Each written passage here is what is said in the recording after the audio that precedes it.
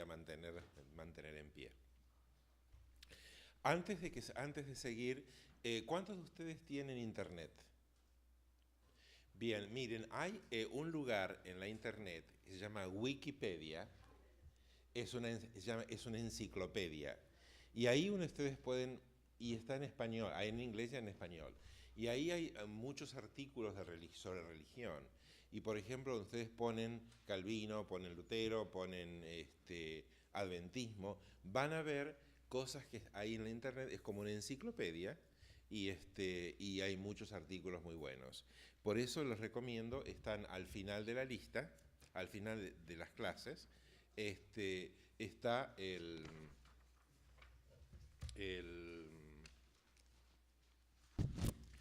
el nombre de Wikipedia y los lugares que ustedes pueden visitar. Como les dije también, al final vamos a tener una prueba y es bueno que pasen la prueba porque si no vamos a tener que darle alguna penalidad. Ayer estuvimos hablando sobre todo lo que empezó, lo que había antes de la Reforma. Hoy vamos a empezar hablando del momento en que la Reforma comienza. Martín Lutero. Martín Lutero es una de las grandes figuras de la historia. No tanto por lo que él fue personalmente, sino por lo que él hizo y los cambios las cosas que él hizo fueron tan importantes para el resto de la historia de la humanidad. Una de las cosas que la Reforma obtuvo fue la afirmación de las nacionalidades, un cambio en la manera de ver la sociedad y también toda una nueva manera de pensar con respecto a la religión y a la vida de las iglesias. Martín Lutero yo creo que nunca pensó que lo que él iba a hacer iba a tener semejante efecto.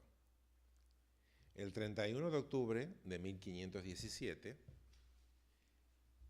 Lutero clavó en la puerta, con un martillo en la puerta de la iglesia del castillo en Wittenberg, en Alemania, una larga lista de cosas que él quería discutir, llamaba las 95 tesis, que tenían que ver con discusión del estado de la iglesia. Y él las quería discutir en reuniones públicas. Ese fue el comienzo de la Reforma. Como les decía, a veces uno no sabe qué efectos tiene lo que uno hace.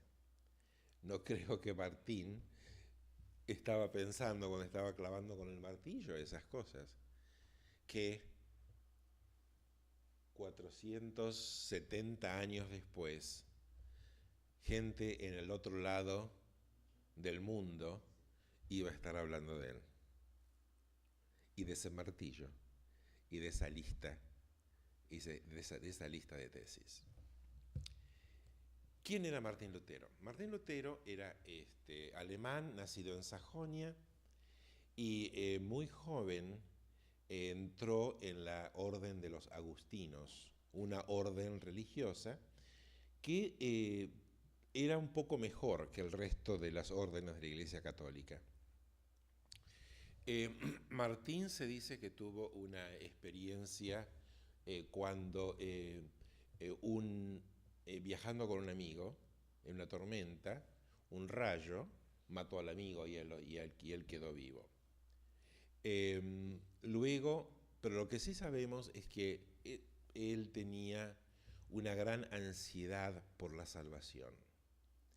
Él era sacerdote, él predicaba, pero no tenía la seguridad de su salvación y vivía angustiado, vivía castigándose, hasta que un día leyó un versículo la carta a los romanos. El justo por la fe vivirá. Y ahí se dio cuenta él de que nada de lo que él podía hacer por sí mismo servía para darle su salvación. En una sociedad que estaba llena, en una iglesia que estaba llena de las obras y de que había que hacer esto y lo otro y lo otro y lo demás allá para obtener el cielo, que había que pagar para, obtener que las almas de tus queridos salieran del purgatorio, donde tenías que ir en peregrinaciones aquí y allá y hacer ciertas cosas para obtener la salvación. Nada de eso servía. Solo servía la fe. Y la fe es un don de Dios. No es algo que nosotros podemos obtener. No es algo que yo pueda decir, voy a tener tanta fe, voy a esforzarme en tener fe. No, es un don gratuito de Dios que te toca. Nada de lo que puedas hacer. Y así fue que Martín Lutero se sintió libre de esa carga. Y viviendo en medio de una sociedad llena de esas otras cosas, este hombre que tenía un espíritu muy luchador, empezó a pensar, empezó a hablar y finalmente tuvo esta idea de discutir esas tesis, como lo hace un profesor universitario. ¿Qué había pasado? En Roma, el Papa necesitaba dinero, mucho dinero, para la construcción de la Basílica de San Pedro. Además, para mantener su propio nivel de vida tremendamente costoso. Entonces tuvo la idea, bueno, siempre ocurría, pero vendió uno de los títulos de arzobispados en Alemania, y el arzobispo, para recuperar el dinero que le había costado su título, decidió autorizar en esa parte de Alemania la venta de las indulgencias. Las indulgencias, y todavía es una cosa muy interesante, eso todavía existe en la Iglesia Católica. Bueno, la indulgencia es un acto por el cual se te concede el perdón por diversas cosas. Entonces, si tú visitas, por ejemplo, una basílica mayor, que es una gran iglesia, tienes una indulgencia. O el Papa, en ciertas ocasiones, dicta una indulgencia plenaria, significando que es el perdón para todos los que están en ese lugar. Y esa indulgencia puede valer por un año, o sea que te perdonan tus pecados por un año. Es una cosa tan ridícula que no te lo hacen tan públicamente, pero está todavía. O sea, yo he visto iglesias donde cuando entras dice en el pie, quien visita esta iglesia tiene un año de indulgencia plenaria. Entonces, te imaginas, si tú quieres aprovechar, que yo entras y sales, y cada vez que entras son un año, ya tienes perdón y si entras 100 veces, tienes por 100 años el perdón de tus pecados. Pero lo que ocurría allí era diferente. En un momento la iglesia se dio cuenta que estas indulgencias podían ser una buena fuente de dinero. Entonces se vendían. Y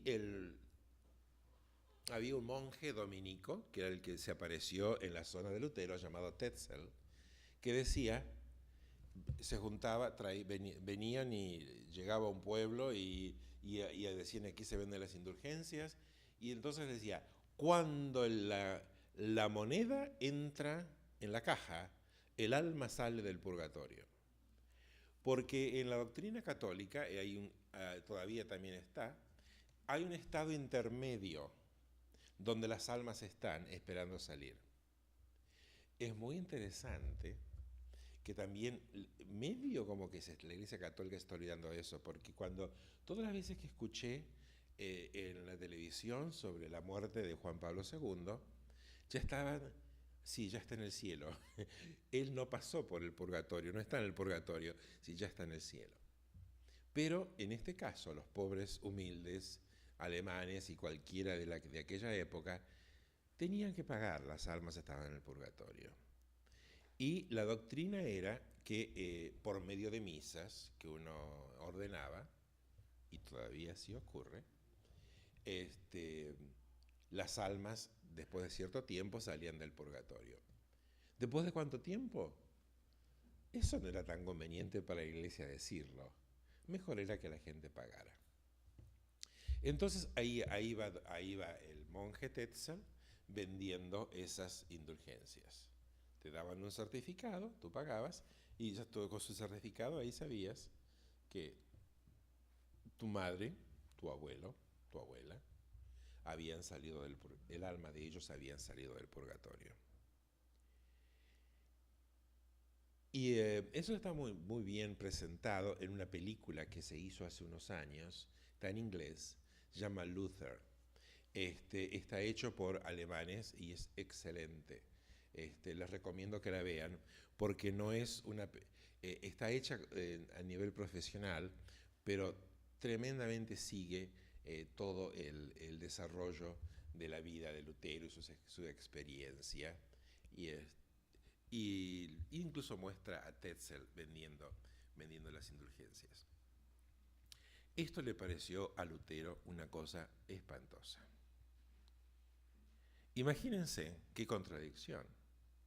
Él había descubierto que solamente la fe te salva, que solamente la fe te reconcilia con Dios.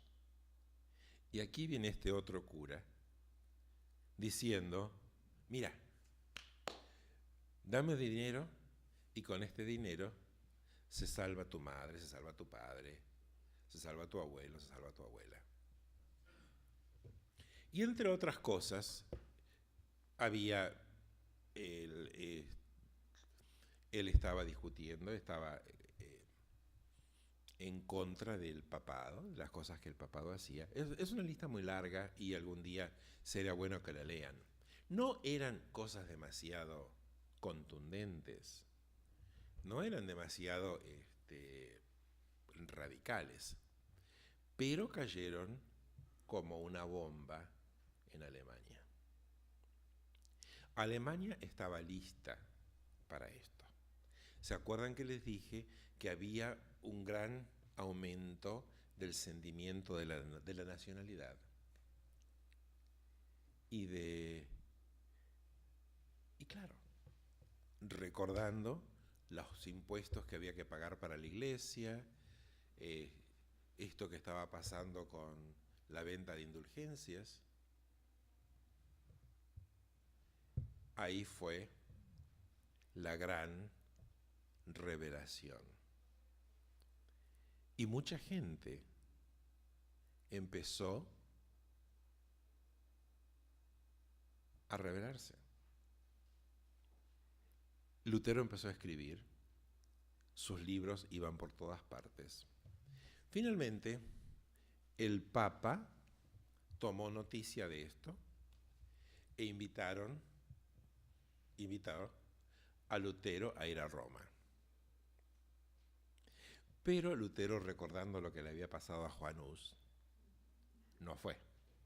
Lutero había estado antes en Roma, antes de su experiencia de conversión.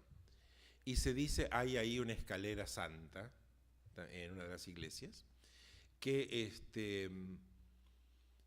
Aparentemente, según dicen, era la escalera por la que subió Jesús, etc. ¿Cómo trajeron la escalera desde Jerusalén y la pusieron en Roma? Eso es, bueno, medio difícil de explicar. Pero ya le dije, había tantos pedazos de la cruz que con esos pedacitos juntos se puede hacer un barco. Este, Casualmente en Porterville, la iglesia esta en Porterville aquí hace unas semanas, inauguraron una iglesia que se llamaba Santa Cruz. Y en el altar, entre algunas reliquias de santos, pusieron también un pedacito de la cruz. Porque se supone que tienes que tener un altar sobre reliquias. O sea que todavía siguen andando pedacitos de la cruz. La escalera santa era otro caso. La escalera era, se suponía que también tenías, cuando subías hasta el final y de rodillas, tenías ciertos perdones. Y se dice que Lutero empezó a subir la escalera de rodillas y luego en un momento decidió que eso ya no servía para la salvación y, y se bajó. Yo creo que lo que pasa es que Lutero estaba excedido de peso y estaba muy cansado, pero no importa. El asunto fue que Lutero había estado en Roma y había visto todos los excesos de la iglesia, y eso fue otra parte de lo que él escribió en sus tesis. El Papa llama a Lutero a Roma y Lutero no va.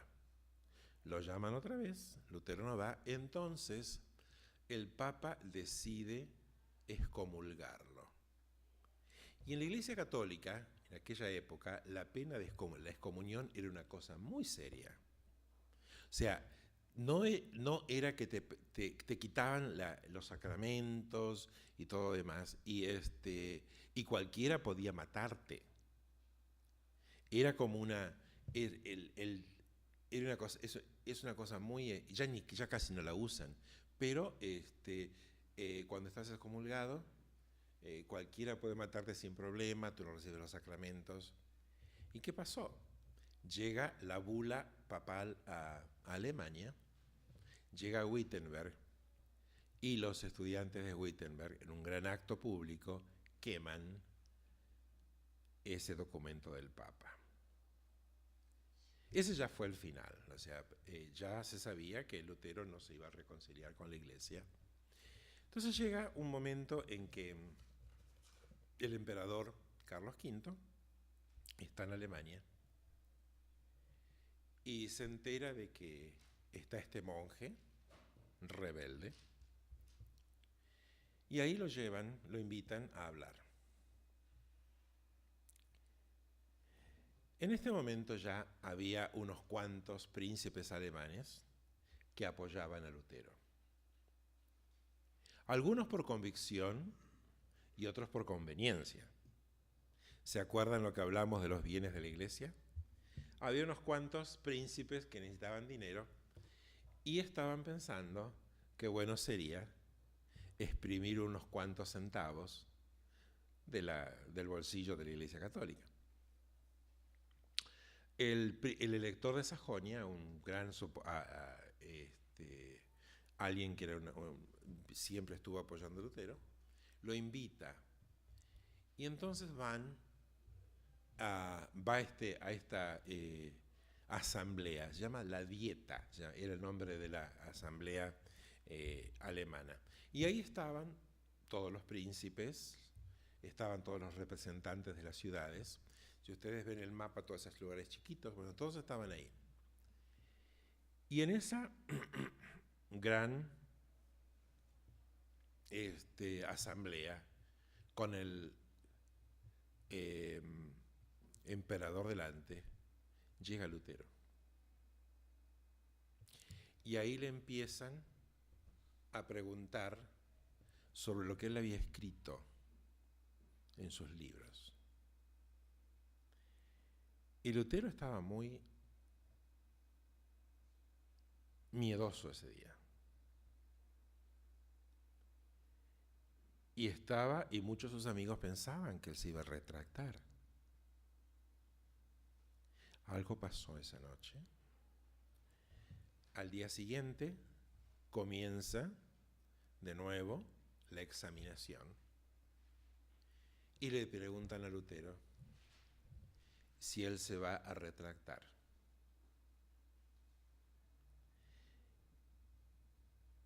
Y Lutero dice, esto es lo que he dicho y de aquí no me muevo. Esto, si ustedes me prueban que lo que he escrito está en contra de la Escritura, está bien. Pero si no, esto es lo que creo. Ahora estaba el problema que no solamente el Papa, sino que él estaba en contra del emperador. Entonces los amigos de Lutero tenían miedo de que iba a pasarle lo mismo que pasó a Hus. Sale Lutero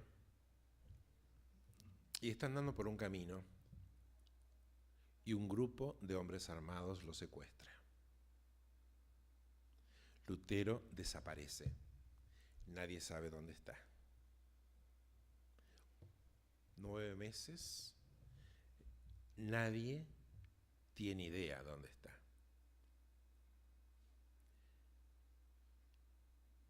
El príncipe elector de Sajonia, su protector, lo hizo secuestrar y lo llevaron al castillo de Warburgo, donde nadie sabía que él estaba.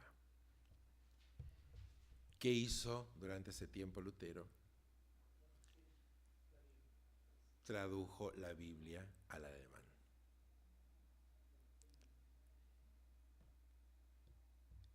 Y esa Biblia se publica. Y es el documento más importante en la historia de Alemania.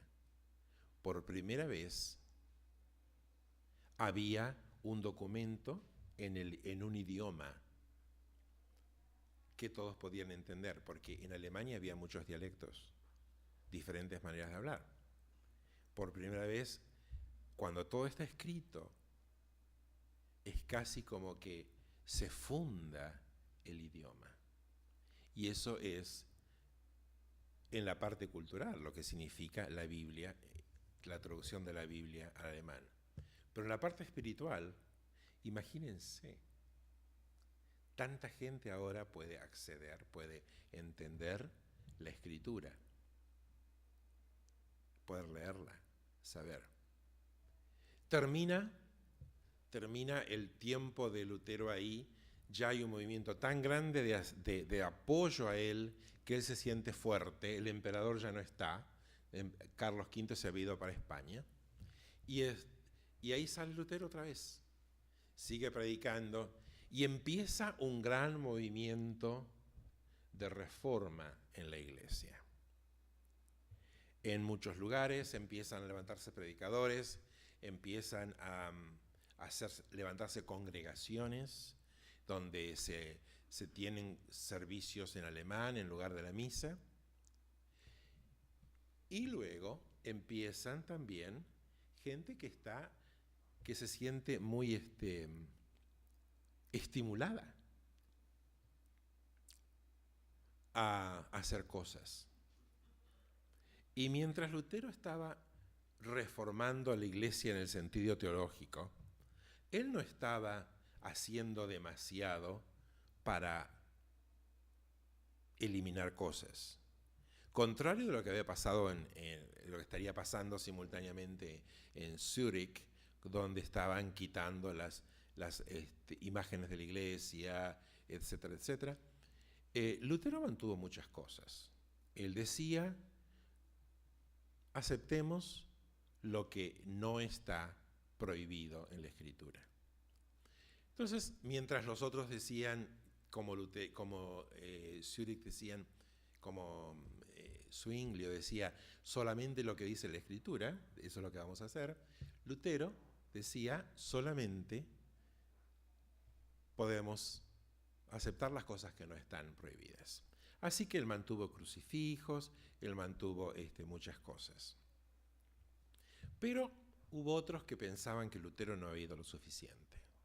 Entonces empezaron grandes movimientos donde se quitaron las imágenes de la iglesia, se echaron a los curas que estaban en ciertos lugares, y eso estimuló a que mucha gente pensara que había llegado el momento de la revolución.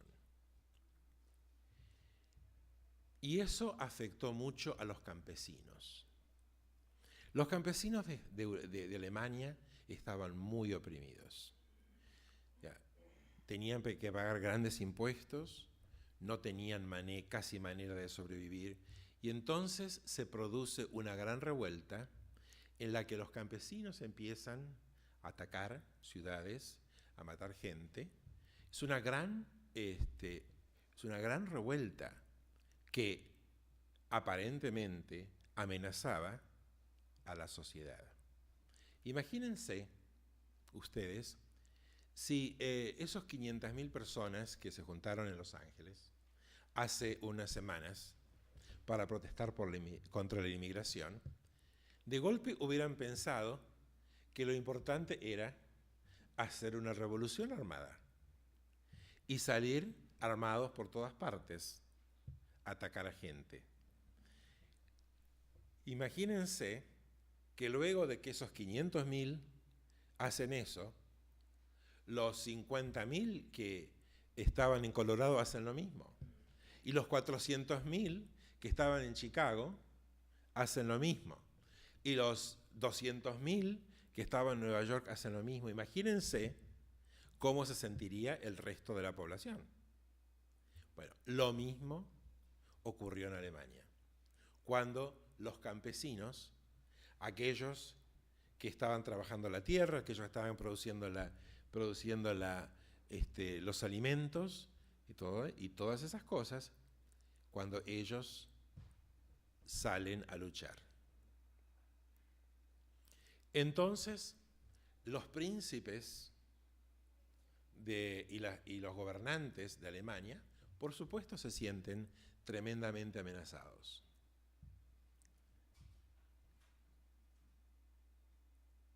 ¿Y Lutero qué hace? Lutero se dio cuenta que estos campesinos estaban pidiendo justicia, pero por otro lado también se dio cuenta que una revuelta así amenazaba el progreso de la reforma. Y Lutero se encontró ahí entre dos decisiones. ¿Qué hacemos? ¿Apoyamos a esto o no? Y Lutero decidió apoyar a los príncipes. Pero además estimuló a los príncipes a que mataran a cuanto campesino encontraran. Si Lutero no era una persona que tuviera términos medios, estaba a favor o en contra, entonces se pone tremendamente en contra de los campesinos. Los príncipes se sienten estimulados y hay un tremendo baño de sangre en el cual los campesinos son derrotados y prácticamente exterminados por los príncipes. Y a partir de ese momento, la reforma de Lutero se apoyó muchísimo en los gobernantes. Lutero, por lo que pasó en la revuelta en la revolución de los campesinos, tuvo miedo de apoyarse en el pueblo, pero se dio cuenta que los gobernantes le apoyaban. Algunos por convicción, otros por conveniencia. Y entonces en muchos lugares se empiezan a cerrar las iglesias, a cerrar los monasterios. Los monjes se van, tienen que irse, las monjas se van. Y claro, esos monasterios tenían muchas tierras, muchas propiedades. Y bueno, si los monjes se van, alguien tiene que ocuparse de las tierras, ¿verdad? Y entonces los príncipes aprovecharon y se apoderaron de esas cosas.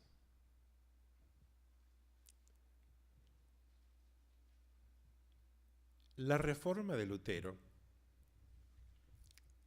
fue extendiéndose por toda Alemania. Lutero se dio cuenta que la gente necesitaba expresarse y entonces restauró en las iglesias la música, el canto. Nunca antes, por muchos siglos, la congregación de cristianos había expresado su fe por medio de la música. Al principio de la historia de la iglesia, sí, claro, la gente cantaba. Había canto, había música que el Papa Gregorio había establecido. Pero después de eso sí había música que solamente los monjes cantaban y la gente escuchaba. Lutero empezó a escribir cantos y empezó a ponerles música. Y muchas veces la música que él ponía era música que ya la gente conocía. Para darles un ejemplo, podía escribir un himno y le ponía la música de Las Mañanitas, una música que toda la gente conocía, y entonces ahí la gente lo cantaba. Y el canto más famoso que él escribió, seguramente ustedes lo han cantado también, se llama Castillo Fuerte es nuestro Dios. Y muchos piensan que que cuando él estaba escribiendo esto, pensó en su experiencia en el castillo de Warburgo. Castillo fuerte es nuestro Dios, defensa y buen escudo. Él nos librará en todo trance agudo. Con furia y con afán, acósanos Satán. Por armas deja ver angustia y gran poder. Su fuerza es cual él en la tierra. Y así sigue hablando de cómo Dios luchará a nuestro favor. Y ese himno, muchos han dicho que fue el himno de batalla de la Reforma. Se tradujo en muchos idiomas, ya no se canta en las iglesias, pero en aquella época fue una cosa tremendamente importante. No me gusta decirlo, pero algunos ejércitos de países protestantes lo cantaban al comienzo de la batalla. No me gusta porque no me gustan las batallas, no me gusta la guerra. Pero, por ejemplo, en la Guerra de los 30 años, un siglo después, los ejércitos suecos cantaban este himno antes de entrar en la batalla. Y según se dice, el ejército enemigo se sentía tremendamente amenazado y temeroso cuando escuchaban a esos miles de soldados al frente de ellos cantar este himno. Pero, volviendo al sentido espiritual, imagínense otra vez la experiencia de la gente, esta nueva cosa que estaba viniendo, este nuevo ver de la Escritura y el poder cantar la fe. Y así Lutero hizo tanto por la extensión de la nueva fe. Llegó un momento que Lutero ya no enseñaba, tampoco estaba al frente de una iglesia, pero era realmente la animación de todo lo que estaba alrededor de él. Se casó. Catalina Bombora era una ex monja, tuvo unos cuantos hijos y su casa era un centro de música y de canto para toda la gente en Wittenberg. Simultáneamente, había ocurrido en Zúrich algo de lo que yo les comenté anoche.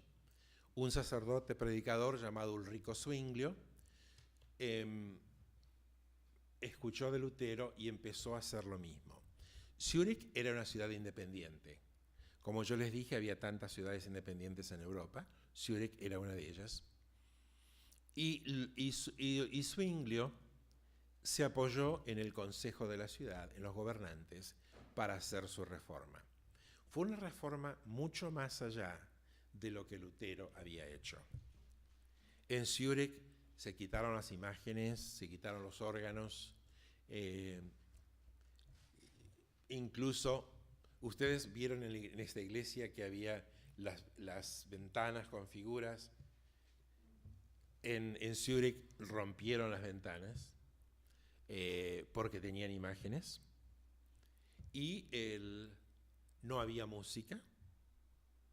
El culto era simplemente oración y mensaje. Y así fue la reforma de Zwinglio. No tuvo mucho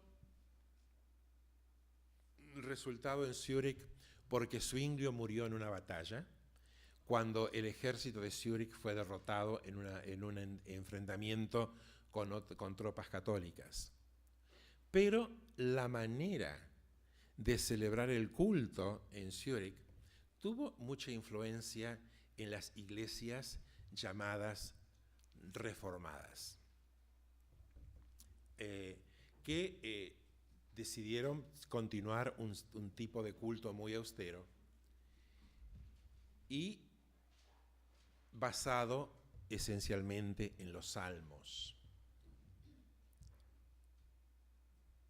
Y eso influyó mucho también en el tipo de culto de las iglesias inspiradas con Calvino, que ese va a ser el tema de la próxima clase. Podemos tomar un break ahora.